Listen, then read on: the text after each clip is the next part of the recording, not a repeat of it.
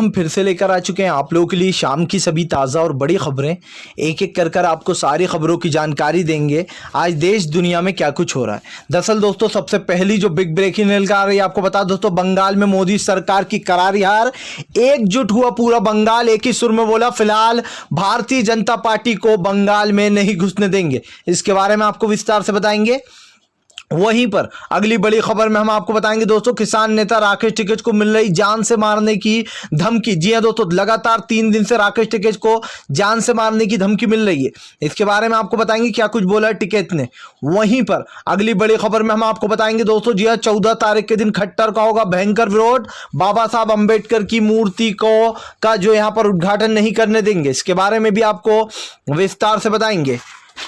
वहीं पर अगली बड़ी खबर में हम आपको बताएंगे, जी हां दरअसल दोस्तों आप लोग बता दें, भारतीय जनता पार्टी को गोवा में बड़ा झटका। जी हां, गोवा फॉरवर्ड ने छोड़ा साथ और बोला कहा फिलहाल भारतीय जनता पार्टी के साथ अब कभी चुनाव नहीं लड़ेंगे। इसके बारे में आपको विस्तार से बताएंगे। वहीं पर दोस्तों शुभेंदु अधिकारी की बड़ी मुश्किलें, आपको बता दें चुनाव आयोग ने मांगा है जवाब। जी हां, आपको बता दें पूरी तरीके से बोला था कि छोटा पाकिस्तान बना रही है दीदी जी बंगाल को।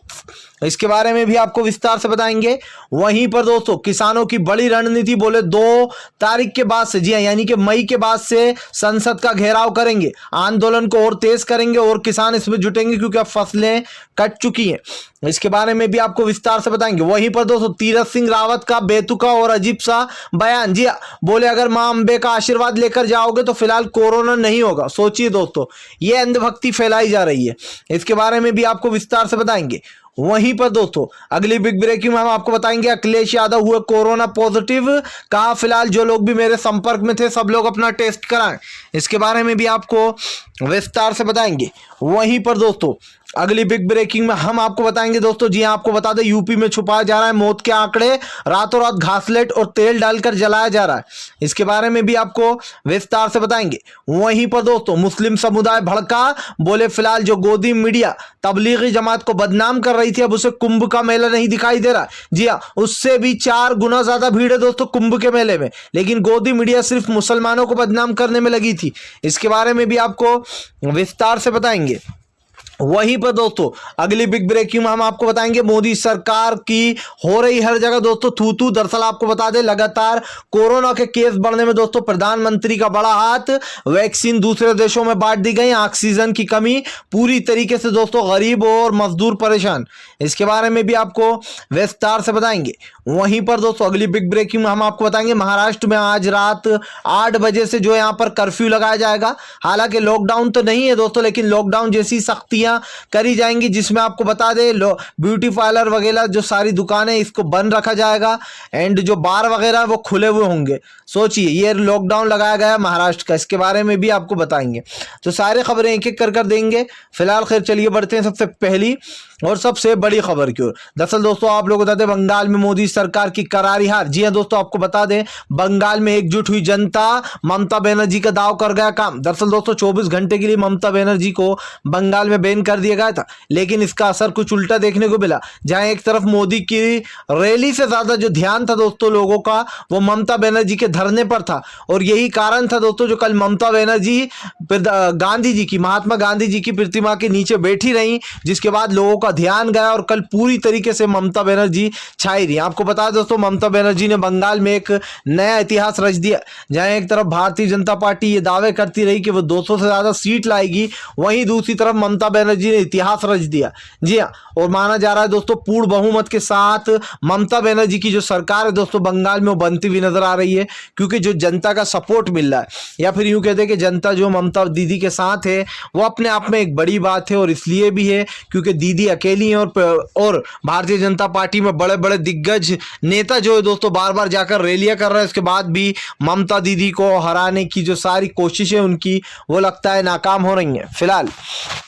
खैर चलिए हम बढ़ते हैं अगली बिग ब्रेकिंग की तरफ। बता दो तो बीजेपी के मंत्री तीरथ सिंह रावत का बेतुका बयान, बोले अगर अंबे मां का आशीर्वाद ले लोगे तो कोरोना नहीं होगा। जी है दोस्तों, लोगों को लापरवाही सिखा रहे हैं तीरथ सिंह रावत। सोचिए दोस्तों, एक तरफ भारतीय जनता पार्टी कहती है कि सोशल डिस्टेंसिंग रखें, मास्क लगाएं, दूसरी तरफ इनके खुद के नेता मास्क लगाने से 100 कोस की दूरी पर रहते। वहीं दूसरी तरफ तीरथ सिंह रावत का एक बेतुका बयान, बोले कंबल में 100 लोग घुसे हुए थे, 100 लोग घुसे हुए थे, लेकिन उसके बाद भी उन्हें कोरोना नहीं हुआ। मां अंबे का आशीर्वाद लेके जाइए, कोरोना नहीं होगा। सोचिए दोस्तों, ये भारतीय जनता पार्टी की सोच है कि मतलब इस तरीके से अंधभक्ति जो फैलाई जा रही है कि कोरोना नहीं होगा, ये अपने आप में दोस्तों एक नया सुना है कि 100 लोग कंबल में घुस रहे हैं और आशीर्वाद ले रहे हैं तो उनको कोरोना नहीं हो रहा है फिलहाल। खैर चलिए हम बढ़ते हैं एक और अगली बिग ब्रेकिंग की तरफ। बता दो आप लोगों को बता दें, तीनों कृषि कानून को लेकर किसान नेता राकेश टिकैत की मोदी सरकार को चेतावनी। बोले फिलहाल डरते नहीं है, जी डरते नहीं है किसी भी बीमारी से, और किसान तो पैदा ही होता है डर के खतरे में। जी राकेश टिकैत ने कहा कि फिलहाल सरकार इस गलतफहमी में ना रहे कि यह आंदोलन खत्म हो जाएगा। यह आंदोलन इसी तरीके से चलाएंगे, आराम से चलाएंगे, और लगातार किसानों का जो जत्था का जत्था है दोस्तों अब बढ़ता चला जा रहा है। किसान नेता राकेश टिकैत ने बड़ा ऐलान करते हुए कहा कि फिलहाल अब तो इसी तरीके से तब तक आंदोलन चलेगा जब तक कि सरकार इन तीनों काले बिल को वापस नहीं लेगी, एमएसपी पर एक एक्ट नहीं बना देगी, तब तक भयंकर विरोध किया जाएगा। आपको बता दोस्तों, लगातार तीनों कृषि कानून को लेकर सरकार घिरती चली जा रही है। जहां एक तरफ सरकार को घेरने का काम कर रहे हैं किसान नेता राकेश टिकैत, तो वहीं दूसरी तरफ आपको बता दोस्तों, भारतीय जनता पार्टी की मुश्किलें और भी बढ़ गई हैं, क्योंकि अब राकेश टिकैत ने यह ऐलान कर दिया कि अब सबकी कटाई हो चुकी है और वापस से किसान दिल्ली में एकजुट होंगे और आंदोलन उग्र होगा। उग्र के साथ साथ किसान नेता राकेश टिकैत ने यह भी साफ कर दिया है कि ये आंदोलन को इसी तरीके से आगे बढ़ाएंगे और आंदोलन लगातार आगे बढ़ता रहेगा, जब तक बढ़ेगा आगे, जब तक कि सरकार अपने तीनों कृषि बिल को वापस नहीं ले लेती फिलहाल। खैर चलिए हम बढ़ते हैं और अगली बिग ब्रेकिंग की तरफ। बता दो तो अगली जो बड़ी खबर निकल कर आ रही फिलहाल आपको दोस्तों बता दें, मोदी सरकार पर राहुल गांधी का बड़ा हमला। जी हां, बोले फिलहाल देश का गरीब परेशान, वैक्सीन दूसरे देशों को बांट दी, ये है हमारे देश के महान प्रधानमंत्री। दरअसल दोस्तों राहुल गांधी लगातार केंद्र को घेरने का काम करते हैं। राहुल गांधी ने ट्वीट करते हुए कहा कि फिलहाल मोदी सरकार को किसानों और गरीबों के बारे में सोचना चाहिए। आज देश के प्रवासी मजदूर वापस से लौट रहे हैं अपने अपने गाँव, और वो काफी उदासी के साथ जा रहा है। काम ढूंढने आए थे दोस्तों प्रवासी मजदूर, लेकिन फिर से एक बार अपने अपने गांव और क्षेत्र लौट रहे हैं। आपको बताया दोस्तों, लगातार प्रवासी मजदूरों की जो मुश्किलें, जो मुसीबतें वो बढ़ती जा रही हैं। जहां एक तरफ दोस्तों आपको बता दें, मजदूर परेशान है क्योंकि लॉकडाउन लगाने की स्थिति हो गई। फिर से एक बार देश में वैक्सीन दूसरे देशों को बांट दी गई है, दूसरे 65 देशों को, जिसको लेकर राहुल गांधी ने जमकर साधा निशाना और बोले फिलहाल सरकार किसानों के बारे में नहीं सोच रही है, ना ही इस देश के गरीब मजदूर के बारे में सोच रही है। ये सरकार सिर्फ दो लोगों के बारे में सोच रही है, और वो है अडानी और अंबानी। सोचिए दोस्तों, सिर्फ अडानी और अंबानी के लिए ये सारा काम किया जा रहा है। ये अपने आप में सोचने वाली बात है फिलहाल। खैर चलिए हम बढ़ते हैं और अगली बिग ब्रेकिंग की तरफ। बता दोस्तों अगली जो बड़ी खबर निकल कर आ रही है, अखिलेश यादव को हुआ कोरोना। जी हाँ दोस्तों, आपको बता दें अखिलेश यादव कोरोना पॉजिटिव निकले, जिसके बाद अखिलेश यादव ने सभी को नसीहत दी है कि फिलहाल उनके संपर्क में जितने भी नेता लोग थे वो सब लोग अपना कोरोना टेस्ट जल्दी करा ले। आपको बताया दोस्तों, लगातार जो यहाँ पर ये बीमारी बढ़ती जा रही है, और फिलहाल जिस तरीके से मोदी जी ने दावे किए थे कि 8 दिन में सब कुछ ठीक कर देंगे, आज 1 साल से ऊपर हो गया दोस्तों। 2020 में आया था, 2021 शुरू हो गया, यानी कि ये साल भी पूरी तरीके से बेकार जा रहा है। और दूसरे देशों ने दोस्तों कब का कोरोना पे काबू पा लिया, लेकिन एक हमारा ही देश है जहां पर हमारे महान प्रधानमंत्री के बोल बच्चनों से फुर्सत नहीं मिलती भारतीय जनता पार्टी के लोगों को। आपको बता दोस्तों, अखिलेश यादव ने साफ साफ बोला कि फिलहाल सभी लोग कोरोना टेस्ट करा ले फिलहाल। खैर चलिए हम बढ़ते हैं और अगली बिग ब्रेकिंग की तरफ। बता दोस्तों अगली जो बड़ी खबर निकल कर आ रही, किसान नेता राकेश टिकैत को लगातार 3 दिन से मिल रही जान से मारने की धमकी। जी हाँ, दरअसल दोस्तों राकेश टिकैत किसान नेता के रूप में ऐसे उभरे हैं कि जिसके बाद भारतीय जनता पार्टी को बड़ा झटका लगा है। अब दोस्तों आपको बता दें, जबरदस्त तरीके से किसान नेता राकेश टिकैत ने यह साफ कर दिया है कि फिलहाल सरकार जो है यहाँ पर कुछ भी कर ले, डरा ले, धमका ले, हम पर हमले करा ले, हम यहाँ से हटने वाले नहीं है। आपको बता दूं दोस्तों, लगातार 3 दिनों से कोई राकेश टिकैत को फोन कर रहा और जान से मारने की धमकी दे रहा है, बोल रहा है ये आंदोलन खत्म कर दो, किसान आंदोलन, वरना जान से जाओगे। जिसके बाद दोस्तों राकेश टिकैत ने साफ कर दिया है कि फिलहाल वो डरने वाले नहीं है। जी डरने वाले नहीं है, और ये आंदोलन इसी तरीके से चलता रहेगा, क्योंकि दोस्तों अभी फिलहाल किसान जो है वो गुस्से में क्योंकि दोस्तों कोरोना से तो जान जा ही रही है, लेकिन 300 किसान वहां बैठे बैठे मर गए। सोचिए दोस्तों, उसके बाद भी सरकार के कान पर जू तक नहीं रहेंगी। एक तरफ कृषि मंत्री नरेंद्र सिंह तोमर कहते हैं कि किसान हमसे बात करें, नरेंद्र मोदी कहते हैं किसान हमसे बात करें, वहीं दूसरी तरफ नरेंद्र मोदी की ये जो किसान हैं इनको जो है आंदोलन जीवी बता डालते हैं। सोचिए दोस्तों, अगर आंदोलन जीवी होते तो फिर ये क्या बात करते किसानों से। एक तरफ खुद ही कुछ बोलते हैं, एक तरफ ये किसान को माओवादी आतंकवादी बताते हैं, दूसरी तरफ किसानों से बात करने की कोशिश करते हैं। फिलहाल खैर चलिए हम बढ़ते हैं अगली बिग ब्रेकिंग की तरफ। बता दोस्तों अगली जो बड़ी खबर निकल कर आ रही, फिलहाल दोस्तों आपको बता दें शुभेंदु अधिकारी पर भड़का चुनाव आयोग। जी हाँ, ले सकता है बड़ा फैसला। दरअसल दोस्तों आप लोग बता दें शुभेंदु अधिकारी ने छोटा पाकिस्तान बता दिया था बंगाल को। ममता दीदी के खिलाफ दोस्तों जहरीले बोल बोलते हुए शुभेंदु अधिकारी ने कहा था कि बंगाल को दीदी छोटा पाकिस्तान बना रही है, जिसके बाद दोस्तों ममता दीदी का गुस्सा फूट पड़ा और चुनाव आयोग से जो है यहाँ पर शिकायत की गई। आपको बता चुनाव आयोग ने जवाब मांगा शुभेंदु अधिकारी से। आपको बता दूं दोस्तों लगातार जो बीजेपी के नेता हैं वो इस तरीके के विवादित बयान दे रहे हैं, इस तरीके की टिप्पणियां कर रहे हैं, ओ ममता कर रहे हैं, या फिर ममता बनर्जी के बारे में बहुत ही भद्र भाषा का यूज किया जा रहा है। उसके बावजूद भी चुनाव आयोग जो है वो ममता दीदी पर फैसला लेता है, लेकिन इन जैसे लोगों पर कोई फैसला नहीं लिया जाता, क्योंकि चुनाव आयोग भाजपा आयोग में कन्वर्ट हो चुका है। इस बात को हम और आप कितने ही मिलकर झुटलाएं दोस्तों, लेकिन ये बात सच्ची है कि फिलहाल चुनाव आयोग जो है वो बिल्कुल भारतीय जनता पार्टी के कहने पर चल रहा है। जो भारतीय जनता पार्टी कहती है वो चुनाव आयोग करता है। इस बात को झुटलाया नहीं जा सकता कि फिलहाल दोस्तों बीजेपी के जो लोग हैं वो अब पूरी तरीके से दोस्तों उनका पर्दाफाश हो चुका है। लोग समझ चुके हैं कि फिलहाल ये किस तरीके की राजनीति कर रहे हैं, क्या करना चाह रहे हैं, और इस बात को झुटलाया नहीं जा सकता है कि फिलहाल बीजेपी के लोग लगातार भद्र भाषा का यूज कर रहे हैं। फिलहाल खैर चलिए हम बढ़ते हैं और अगली बिग ब्रेकिंग की तरफ।